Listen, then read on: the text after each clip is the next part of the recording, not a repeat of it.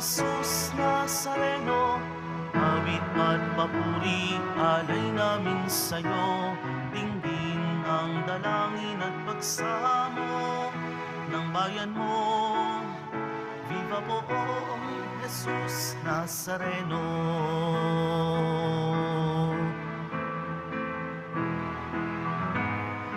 Tayo ngayon ay magtipon at sambahin ang poon.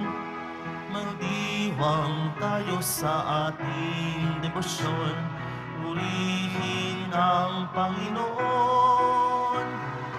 Viva poong Jesus Nazareno, awit at papuri, alay namin sa'yo.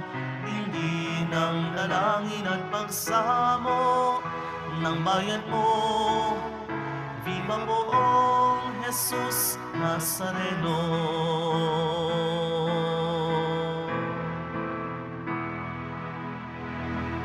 Sa ngalan ng Ama at ng Anak at ng Espiritu Santo.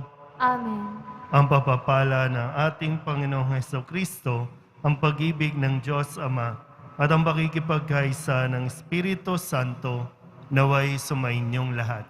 At sumaiyo rin. Ngayon po ay Biyernes at atin din pong ginugunita ang kapistahan ni Santa Agnes, Dalaga at Martir. Mga kapatid, tinipon tayo bilang kaanib ng angkan ng Diyos, kaya dumulog tayo sa maawaing Panginoong nagpapatawad ng lubos. Sinugong tagapagpagaling sa mga nagsisisi, Panginoon, kaawaan mo kami. Panginoon, kaawaan mo kami. Dumating na tagapag-anyayang mga makasalanan ay magsisi, Kristo, kaawaan mo kami. Kristo, kaawaan mo kami. Nakaluklok ka sa kanan ng Diyos Ama para ipamagitan kami. Panginoon, kaawaan mo kami. Panginoon, kaawaan mo kami. Kaawaan tayo ng makapangyarihang Diyos, patawarin tayo sa ating mga kasalanan at patnubayan tayo sa buhay na walang hanggan. Amen. Manalangin tayo.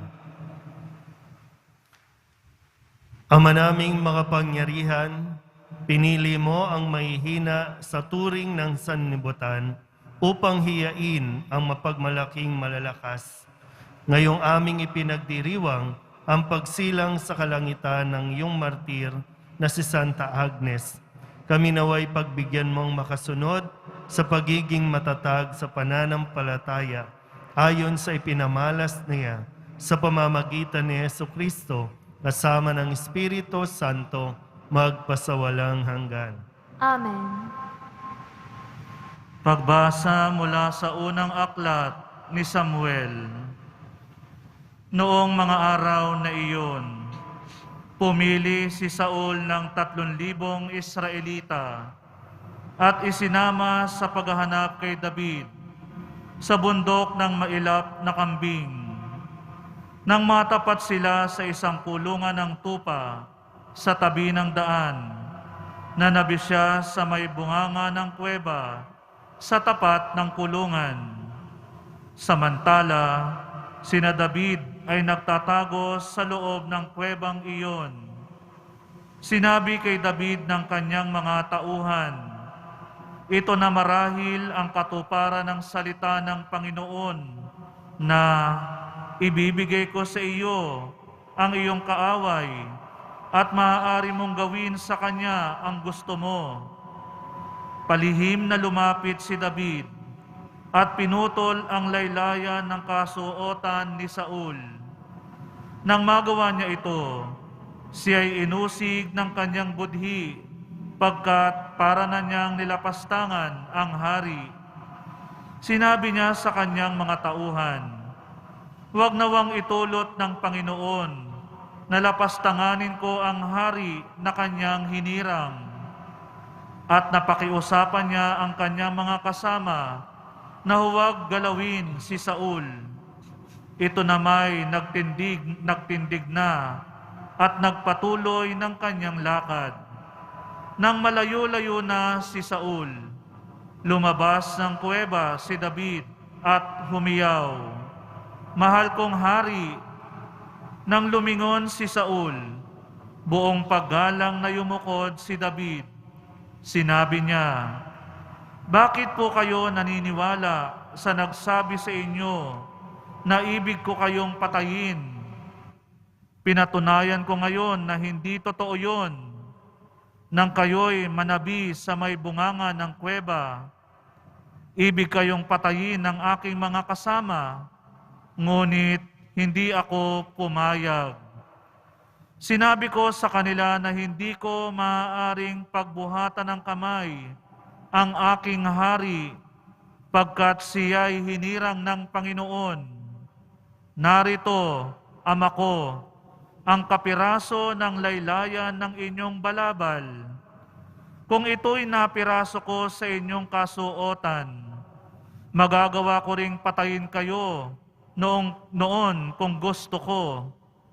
Ito ang katunayan na hindi ko kayo gagawa ng masama kahit pinagpipilitan ninyo akong patayin. Ang Panginoon ang humatol sa atin. Siya na ang bahala sa inyo, ngunit hindi ko kayo maaaring pagbuhatan ng kamay. Gaya ng ating kasabihan, masamang tao lamang ang gumagawa ng masama. Ngunit ako ay di maaaring magbuhat ng kamay sa inyo. Sino ako upang paghanapin ng hari? Ako'y tulad lamang ng isang patay na aso o kasinliit ng pulgas. Ang Panginoon ang humatol sa ating dalawa. Siya ang higit na nakaalam tungkol sa usapang ito, at siya ang magliligtas sa akin laban sa inyo. Pagkatapos magsalita si David, sinabi ni Saul, "David, anak ko, ikaw nga ba iyan?" At siya'y nanangis. Sinabi pa ni Saul, "Higit kang mabuti kaysa akin. Sinusuklian mo ng mabuti ang masamang ginagawa ko sa iyo. Ito'y pinatunayan mo ngayon. Hindi mo ako pinaslang bagamat maluwag mong magagawa. Bihira sa tao ang makagagawa ng ginawa mo, ang pawalan pa ang kaaway na nasa ilalim ng kanyang kapangyarihan. Pagpalain ka nawa ng Panginoon sa kabutihan mong ito sa akin. Ngayon, alam kong ikaw ay magiging hari ng Israel at natitiyak kong mapapanatag ang bansang ito sa ilalim ng iyong pamamahala." Ang salita ng Diyos. Salamat sa Diyos. Poon kami kaawaan at lagi mong kahabagan. Poon kami kaawaan at lagi mong kahabagan. Mahabag ka, O aking Diyos, ikaw sana ay mahabag. Sa'yo lumalapit upang ako ay maligtas, pagkat aking nasumpungan sa lilim ng iyong pakpak. Ligtas ako sa panganib, hanggang ito ay lumipas. Poon kami kaawaan at lagi mong kahabagan. Yaong aking tinatawag ang Diyos sa kalangitan, ang Diyos na nagdulot ng lahat kong kailangan. Magmula sa kalangitan, diringgin ang aking hibik. Ang lahat ng kaaway ko'y lubos niyang magagahis. Ang tapat niyang pagmamahal at matatag na pag-ibig, ihahayag ito ng Diyos sa aki, di ikakait. Poon kami kaawaan at lagi mong kahabagan. Ihayag mo sa itaas, O Diyos, ang kabantugat dito naman sa daigdig ay ang iyong karangalan. Pag-ibig mong walang maliw ay abot sa kalangitan. Nadarama sa itaas ang lubos mong katapatan. Poon kami kaawaan at lagi mong kahabagan.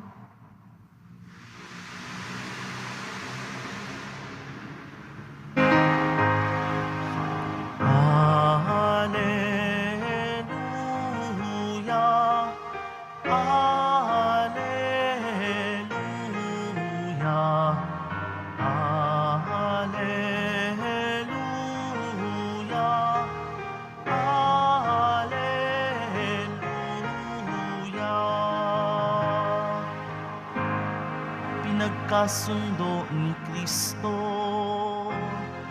Ang Diyos at mga tao, kaya't napatawad tayo. Alleluia, Alleluia, Alleluia, Alleluia.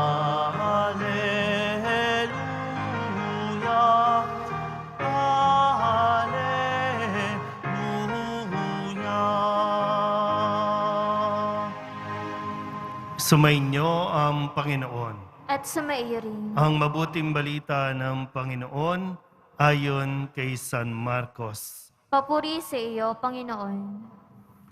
Noong panahong iyon, umahon si Jesus sa kaburulan, kasama ang kanyang mga pinili. Humirang siya ng 12 na tinawag niyang mga apostol upang maging kasama niya. Suguing mangaral at bigyan ng kapangyarihang magpalayas ng mga demonyo. Ito ang 12 hinirang niya. Si Simon na tinagurian niya na Pedro, si Santiago at si Juan na mga anak ni Zebedeo. Sila'y tinagurian niyang Boanerges na ibig sabihin mapupusok.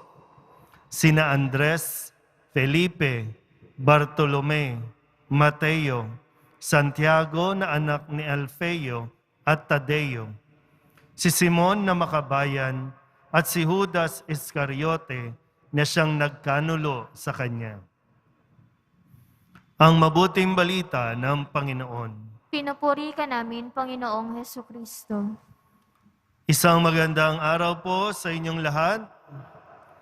Ngayon po ay Biyernes, araw ng ating pagdedebosyon.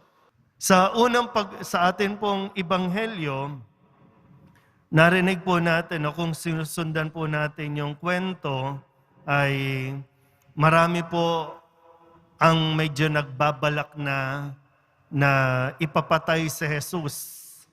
Kung sundan niyo po yung kwento ng ating ebanghelyo, matapos siyang magpagaling sa araw ng pamamahinga, matapos siyang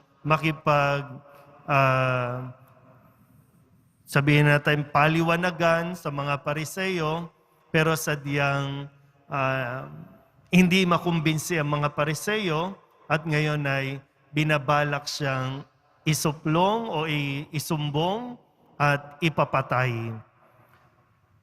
So ngayon po ay pinangalanan na ni Jesus ang 12 magiging apostol. Makakasama niya sa pangangaral ng mabuting balita at sa pagpapalayas ng mga demonyo na nagpapahirap sa mga tao, ganun din sa pandidemonyo sa isipan ng mga tao. So, dapat po malinaw yun, no? Kasi sabi po sa Ebanghelyo, pinili ni Jesus yung 12. Okay? Pinili ni Jesus. Pero hindi pinilit ni Jesus. Iba po yung pinili sa pinilit. Kapag pinili, ito po ay nangangahulugan ng pagtugon. Pinipili kang maging kaibigan ni Jesus. Payag ka ba? So kung payag ka, tutugon ka. Pero bago ka tumugon, alamin mo muna ano at kung sino ang pumipili sa iyo. Kasi dito po, di ba sabi ko nga, maraming napagaling si Jesus.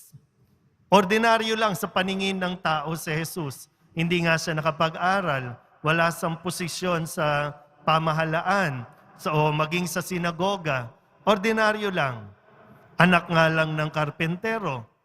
Pero may kakayahan siyang tumulong sa kapwa, may kapangyarihan siyang magpalayas ng demonyo, lalo tigit, may kapangyarihan siyang magturo ng mga utos o kautusan ng Diyos. O ngayon, pinili ni Jesus ang 12 ito, at itong 12 ito, alam na nila kung sino si Jesus at ngayon, binabalak siyang ipapatay, pero ang mga alagad nagsabi ng, opo, yes, susunod kami. Sa kabila ng mga po pwedeng maranasan, kasi hindi naman po ang pagsunod kay Jesus ay talagang maginhawa. Hindi yan ipinangako ni Jesus sa kanila. Pero pinili sila ni Jesus. Ngayon, maganda siguro mapagnilayan din natin ito na hanggang ngayon, pinipili tayo ni Jesus. Susunod ka pa ba? Kahit magkasakit ka, kahit mawalan ka ng trabaho, pinipili ka pa rin ni Jesus. Tayo po ba? Pinipili pa rin ba natin si Jesus?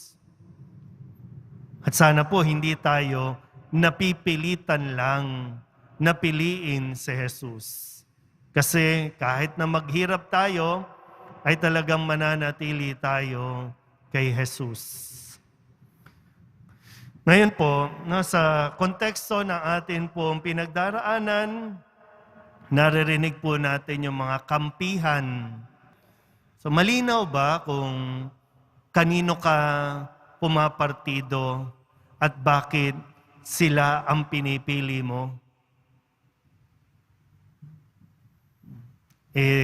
Ikaw po ba? Tayo po ba? Sino ba ang pinipili mong kampihan sa susunod na eleksyon?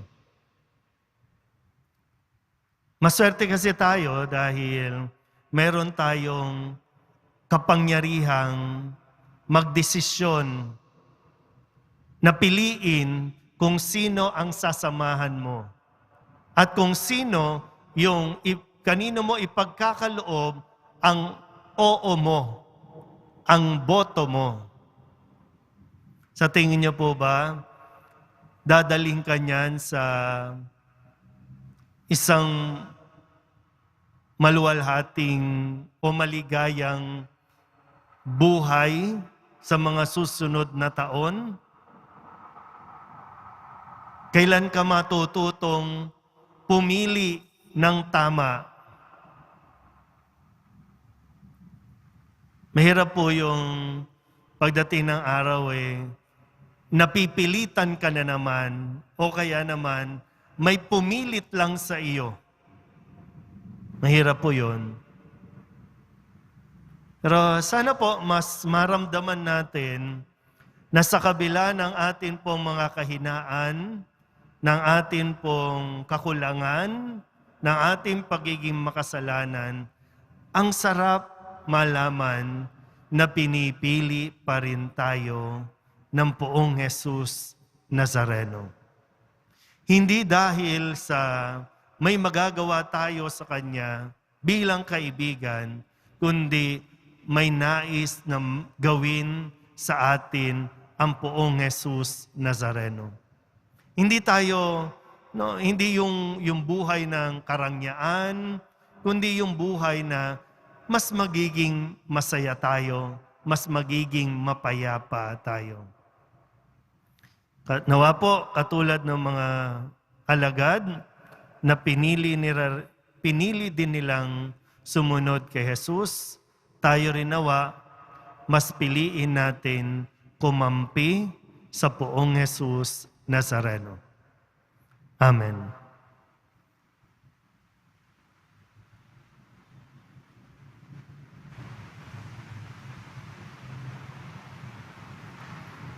Minamahal ko mga kapatid, bilang banal na bahayan na tinawag ng Diyos sa iba't ibang pamamaraan upang ipalaganap ang mabuting balita ng Kanyang paghahari, ang ating pong itutugon. Panginoon, dinggin mo ang aming panalangin. Panginoon, dinggin mo ang aming panalangin. Ang mga tinawag sa simbahan na mamuno sa bayan ng Diyos, naway magkaroon ng tapang na ipalaganap ang Ebanghelyo ni Hesukristo. Manalangin tayo. Panginoon, dinggin mo ang aming panalangin. Ang mga naghahanap sa Diyos, naway matagpuan nila ang kaliwanagan at buong kaloobang tumugon sa paanyaya ng Diyos. Manalangin tayo.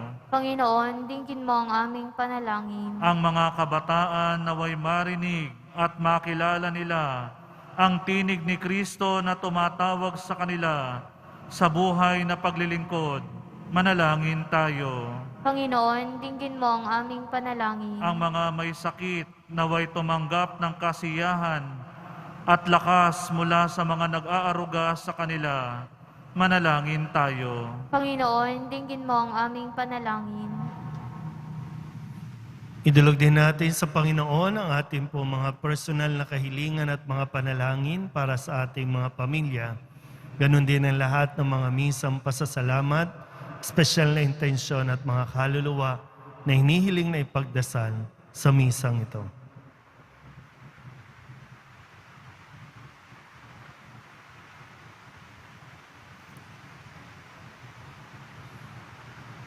Ang lahat ng ito inihiling namin sa ngalan ni Kristong aming Panginoon. Amen.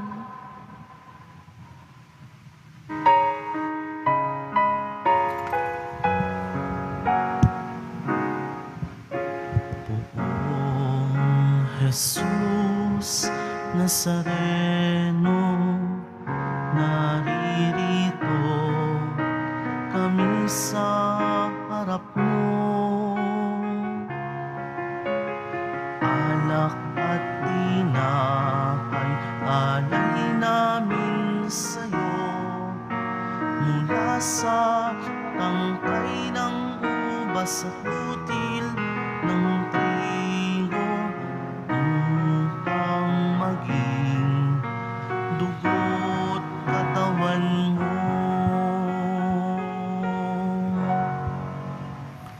Manalangin kayo mga kapatid upang paghahain natin ay kalugdan ng Diyos sa mga makapangyarihan. Tanggapin nawa ng Panginoon itong paghahain sa iyong mga kamay, sa kapurihan niya at karangalan sa ating kapakinabangan at sa buong sambayanan niyang banal. Ama naming lumikha, ang mga alay na ito ay mapuspos nawa ng iyong pagpapala at patatagin mo kami sa pananampalataya na pinanghawakan ni Santa Agnes hanggang dumanak ang dugo niya sa pamamagitan ni Jesucristo kasama ng Espiritu Santo magpasawalang hanggan. Amen. Sumainyo ang Panginoon. At sumaiyo rin. Itaas sa Diyos ang inyong puso at diwa. Tinaas na namin sa Panginoon. Pasalamatan natin ang Panginoong ating Diyos. Marapat na siya ay pasalamatan. Ama naming makapangyarihan, tunay ngang marapat na ikaw ay aming pasalamatan.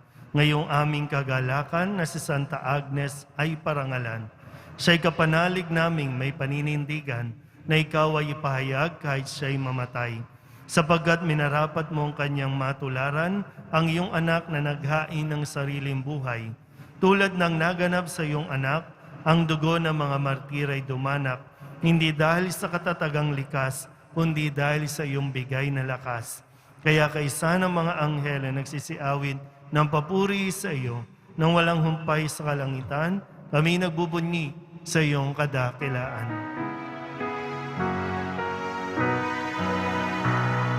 Banal ka, buong may kapal, banal ang iyong pangalan, banal ang iyong kaharian, langit lupa'y nagpupugay sa iyong kadakilaan, dinarakilaha ng lahat ang naparito mong anak, na siyang nagmulat sa bulag, sa pilay ay nagpalakad at nakiramay sa lahat. Ama naming banal, ikaw ang bukal ng tanang kabanalan. Kaya't sa pamamagitan ng iyong Espiritu, gawin mong banal ang kaloob na ito upang para sa aming maging katawan at dugo ng aming Panginoong Hesukristo. Bago niya pinagtiis ang kusang loob na maging handog, inawakan niya ang tinapay, pinasalamatan kaniya, pinaghati-hati ni ayon, iniabot sa kanyang mga alagad at sinabi, "Tanggapin ninyong lahat ito at kanin, ito ang aking katawan na ihahandog para sa inyo."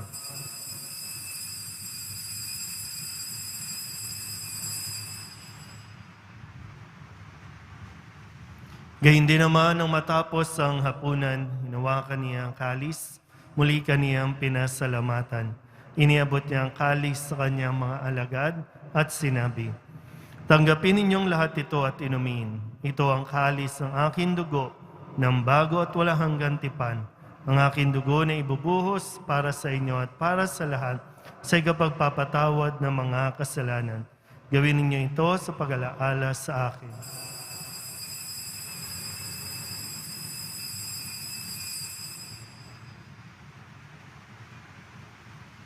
Ipagbunyi natin ang misteryo ng pananampalataya. Si Kristo'y namatay, si Kristo'y nabuhay, si Kristo'y babalik sa wakas ng panahon. Ama, ginagawa namin ngayon ang pag-alaala sa pagkamatay at muling pagkabuhay ng iyong anak, kaya tiniaalay namin sa iyo ang tinapay na nagbibigay buhay at ang kalis na nagkakaloob ng kaligtasan. Kami napapasalamat dahil kami iyong minarapat na tumayo sa harap mo para maglingkod sa iyo. Isinasamo namin kami magsasalo-salo sa katawan at dugo ni Kristo ay mabuklod sa pagkakaisa sa pamamagitan ng Espiritu Santo. Ama, lingapin mo ang iyong simbahang laganap sa buong daigdig.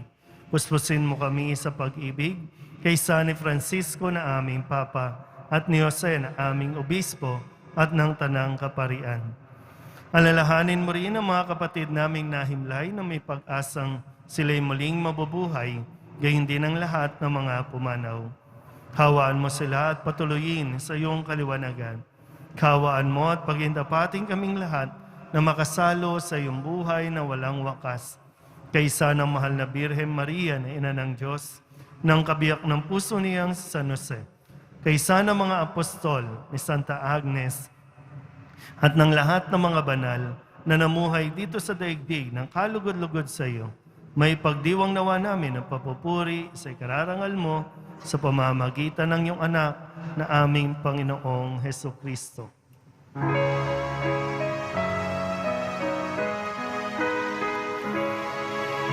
Sa pamamagitan ni Kristo, kasama niya at sa Kanya, ang lahat ng parangal at papuri ay sa iyo, Diyos Ama, makapangyarihan, kasama ng Espiritu Santo, magpasawalang hanggan. Amen, amen, amen, amen.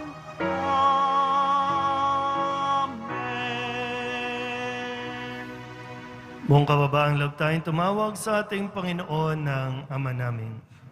Ama namin, Sumasalangit ka, sambahin ang ngalan mo, mapasa amin ang kaharian mo, sundin ang loob mo dito sa lupa para nang sa langit. Bigyan mo kami ngayon ng aming kakanin sa araw-araw, at patawarin mo kami sa aming mga sala, para na ang pagpapatawad namin sa nagkakasala sa amin, at huwag mo kaming ipaintulot sa tukso, at iadya mo kami sa lahat ng masama.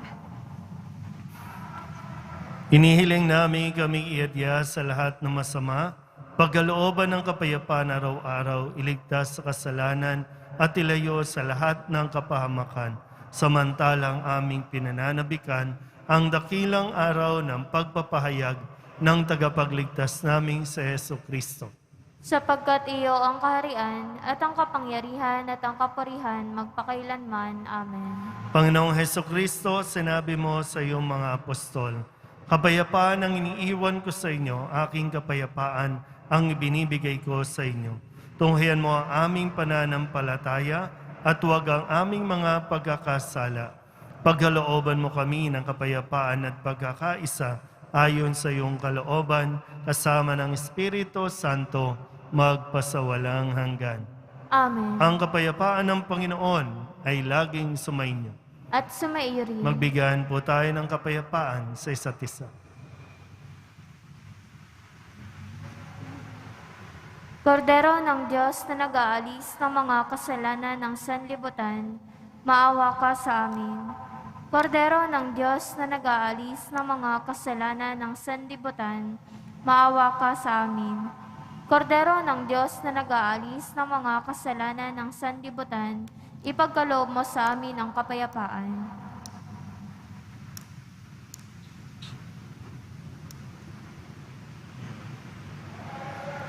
Ito ang kordero ng Diyos. Ito ang nag-aalis ng kasalanan ng sanlibutan. Mapalad ang mga inaanyayahan sa kanyang piging. Panginoon, hindi ako karapat-dapat na magpatuloy sa iyo, ngunit sa isang salita mo lamang ay gagaling na ako.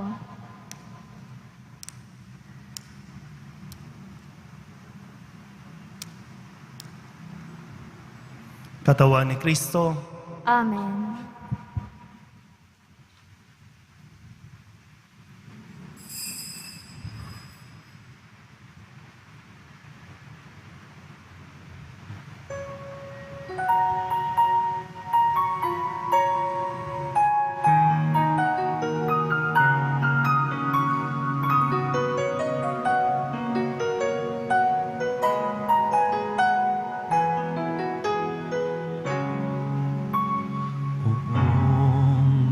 Jesus Nazareno, salamat po sa pag-ibig mo. Ang buhay mo'y inialay, sa krus ay namatay, upang kami ay mabuhay.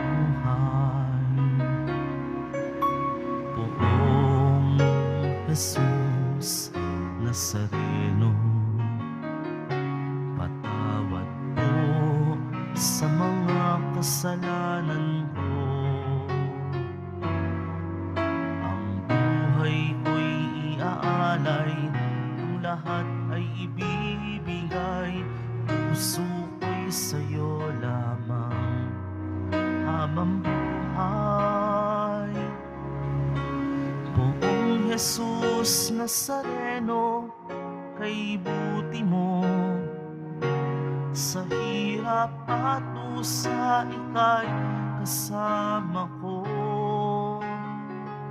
Ang sama ko't dasal sana'y pakinggan mo, nang mapawi ng mga paghihirap ko. Jesus Nazareno, salamat po. Ang iyong pagmamahal ay nadarama ko, ngayon at magpakailanman, ika'y pupurihin ko. Mahal na Poong Jesus Nazareno,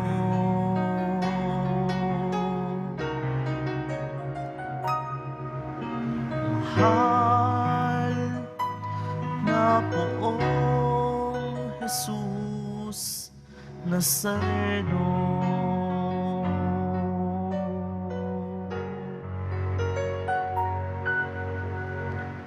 Manalangin tayo. Ama naming mapagmahal, pagkatanggap namin sa banal na pakikinabang, inihiling namin sa pagtulad namin sa katatagan ni Santa Agnes, kami naway pagindapating magkamit ng gantimpalang walang maliw para sa pananatiling matapat sa pamamagitan ni Jesucristo kasama ng Espiritu Santo magpasawalang hanggan. Amen. Ang Panginoon, At sumaiyo rin. Manalangin tayo para sa pagbabasbas. Mahal na pong Jesus Nazareno, inihayag mo sa pamamagitan ng krus ang walang maliw na pag-ibig ng Diyos sa sangkatauhan. Pakinggan mo ang kahilingan ng iyong angkan na nagsusumamo sa iyo. Makamtanawa nila ang iyong katugunan at tanggapin ang kasagutan na may utang na loob na tinatanaw. Basbasan din po ninyo mga dala-dala nilang mga imahin at dasalan maging sa kanilang mga tahanan. Sa pamamagitan ng bendisyon na ito, naway maalala nila ang mga pangako nila noon sa binyag na ikaw ang kanilang ibigin at paglilingkuran bilang Panginoon magpasawalang hanggan. Amen. At pagpalain kayo ng makapangyarihang Diyos, Ama at Anak at Espiritu Santo. Amen. Umayo kayong taglayang kapayapaan ng poong Jesus Nazareno. Salamat sa Diyos. Magandang araw po.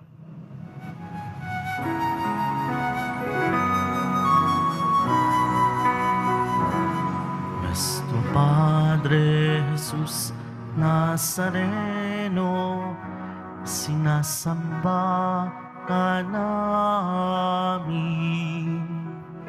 Pinipintuho ka namin.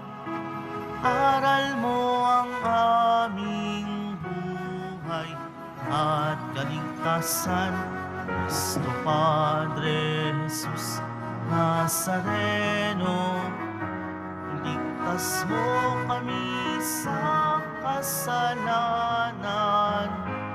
Ang krus mong kinamatayan ay sagisag ng aming kaligtasan. Nuestro Padre Jesus Nazareno, dinarangal ka namin. Nuestro Padre Jesus Nazareno, nilulwalhati ka namin. Nuestro Padre Jesus Nazareno, dinarangal ka namin. Nuestro Padre Jesus Nazareno, nilulwalhati ka namin.